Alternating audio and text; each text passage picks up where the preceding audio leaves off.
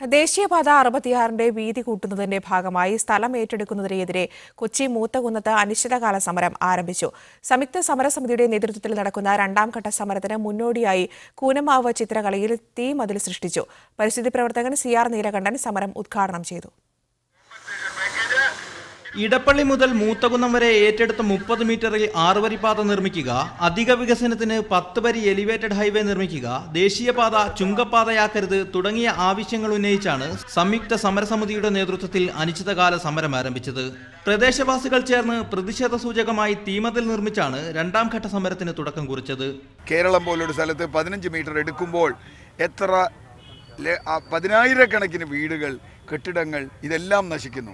ദേശീയപാത വികസനത്തിനായി നേരത്തെ സ്ഥലമേറ്റെടുത്ത മൂത്തകുന്നം മുതൽ ഇടപ്പള്ളി വരെയുള്ള പാതയുടെ വീതി 45 മീറ്റർ ആക്കുന്നതിൽ പ്രതിഷേധിച്ച് സംയുക്ത സമരസമിതി ദീർഘനാളായി സമരത്തിലാണ്. എന്നാൽ നേരത്തെ ഏറ്റെടുത്ത ഭൂമിയുടെ നഷ്ടപരിഹാരം പോലും നൽകാതെ രണ്ടാമതും ഭൂമി ഏറ്റെടുക്കുന്നത് അനുവദിക്കാനാവില്ലെന്നാണ് പ്രദേശവാസികൾ പറയുന്നത്. ജനങ്ങൾ കഷ്ടപ്പെട്ട് ജീവിതം തിരിച്ചു പിടിക്കാൻ ശ്രമിക്കുമ്പോൾ അവരെ സഹായിക്കുന്നതിന് പകരം അവരെ വീണ്ടും തെരുവാധാരമാക്കി കുടിയൊഴിപ്പിച്ച് വിടാൻ ശ്രമിക്കുന്നത് ഒരിക്കലും നമുക്ക് അംഗീകരിക്കാൻ പറ്റില്ല. നിലവിലേറ്റെടുത്ത 30 മീറ്റർ ഭൂമിയിൽ നിർമ്മാണ പ്രവർത്തനങ്ങളൊന്നും തുടങ്ങിയിട്ടില്ലെന്നും നേരത്തെ ഭൂമി നൽകിയതിലൂടെ വ്യാപാരികൾക്കടക്കം നൽകേണ്ട നഷ്ടപരിഹാരം ലഭ്യമായിട്ടില്ലെന്നുമാണ് സമരക്കാരുടെ ആരോപണം.